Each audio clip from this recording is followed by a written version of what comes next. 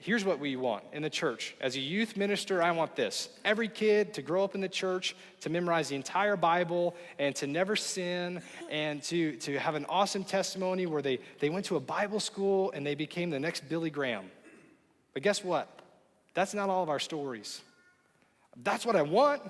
I don't want to encourage people to have my testimony who messed up a bunch, but this is what happens, especially for you that are older, right? We have a past. And sometimes God pings us and we say, I can't use that. And he's like, wait, but there's a part in here, right? I've forgiven you. You can still be used. I'm not throwing you away yet. I still want you to be used. I want to ping you. We have to accept that. A couple weeks ago, our dishwasher broke. And when we first got married, we had money, or we thought we did. One of our first purchases for our house was an $800 dishwasher. Yes. Probably because we were gifted a fridge and we can afford a dishwasher, but we bought this $800 dishwasher and it broke for the first time. 6 years old, it broke for the first time. I don't know where, stopped doing dishes. So then I'm doing the dishes because my wife is smart and she said, you're doing all of them by hand until you fix it. All right, touche, well done. So I do the dishes one time and I call the company because I'm like, this is ridiculous. It's taking way too much time. And I call, and usually the guy at the store that we bought it from is very helpful. He helped me fix my dryer a few times. Other things that are broken at the house, he's always like, let's try to fix it. Well, this time he's like, let's replace it. And I was like, bro, not gonna happen.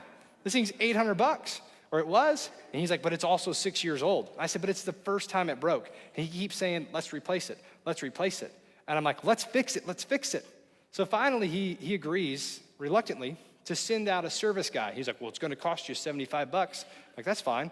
So he sends out the service guy. The guy takes off the cover and fixes the dishwasher in like 4 seconds. Like, what was wrong with it? It wasn't plugged in.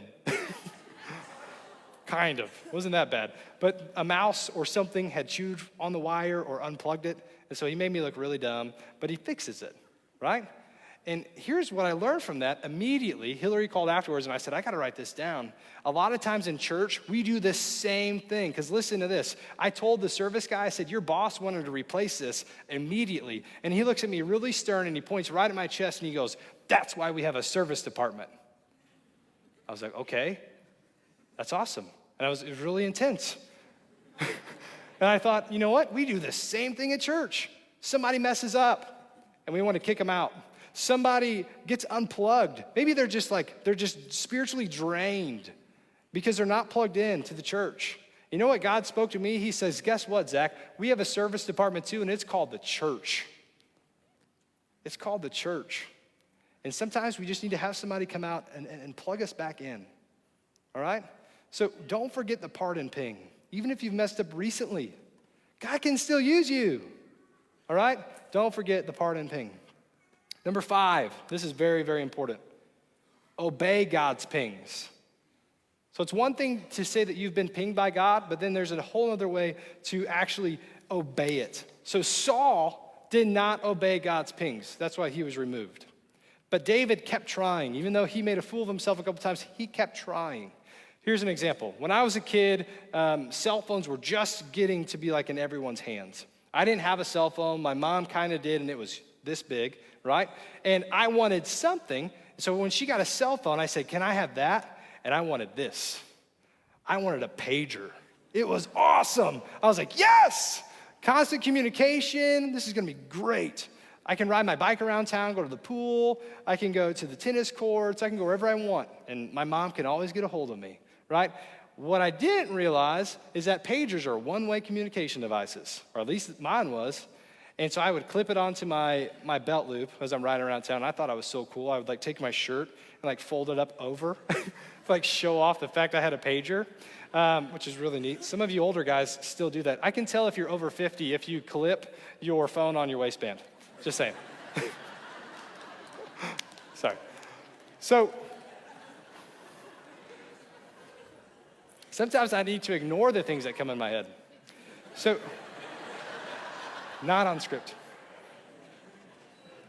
So I have a pager, and my mom would page me. She would say, Zachary, get your butt home. Send. Guess what I could do about it? Absolutely nothing. I had to obey that command, or she would come hunt me down. And for you that know my mom, she will hunt you down. And so I could run up and I could try to call her on a payphone and pay 50 cents.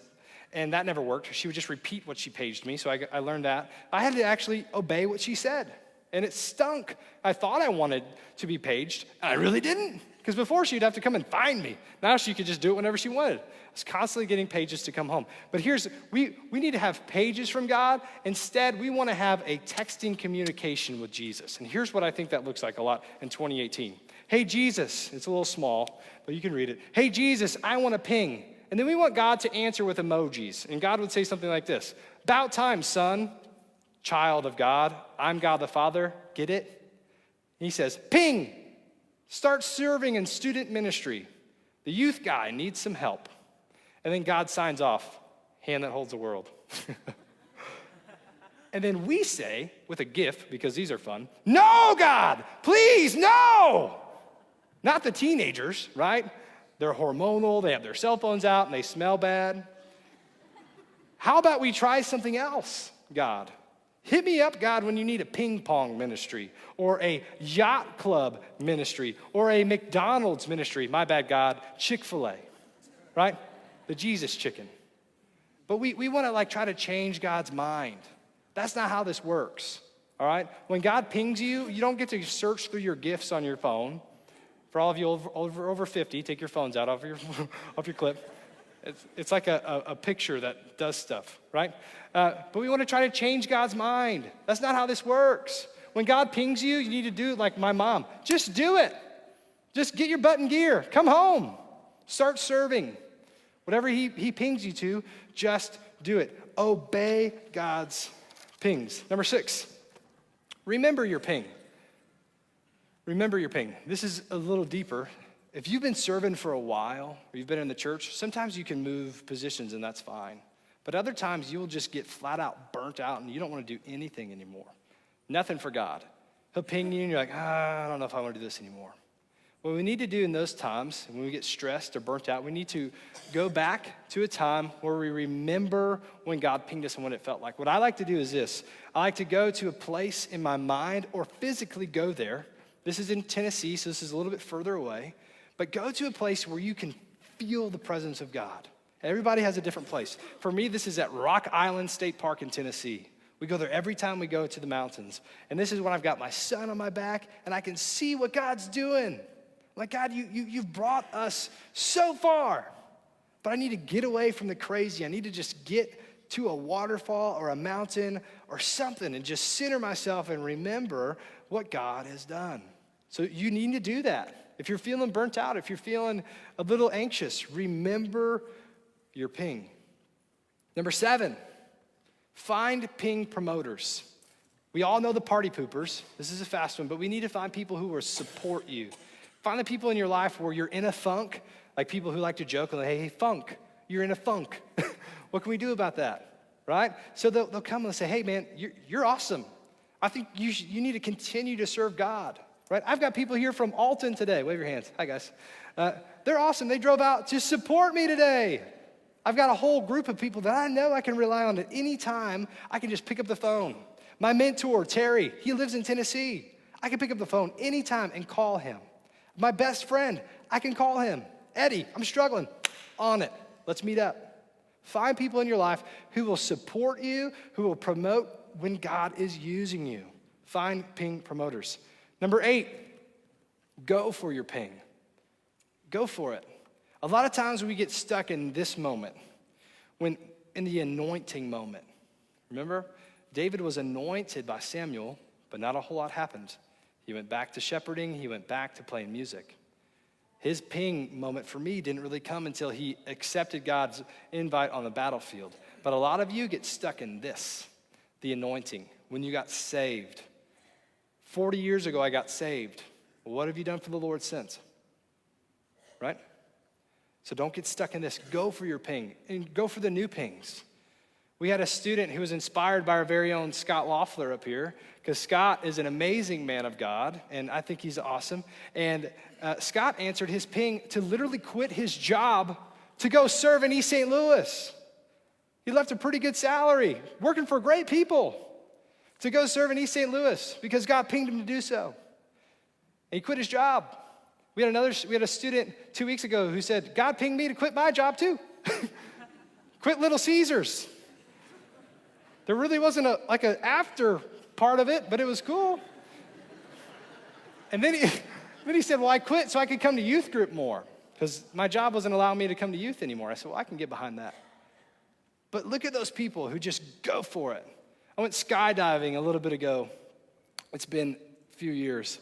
And I would not have jumped unless it was for the guy that was on my back. I'm 6'1", this guy was about 4'2", and he was strapped on my back, and he opened up the plane door, and he said, are you ready? No! And he said, 3, 2, 1, and he pushed us out, and you're supposed to leave like this, and we left like this. But you just gotta go for it. Find those people who will push you out and just go for it. Scott's doing amazing things. Other people I know who have just straight up answered their call, their ping from God, are doing amazing things, but you gotta go for it. And now that I've experienced skydiving, I'll go again. It's really cool when you just go along for the ride. So go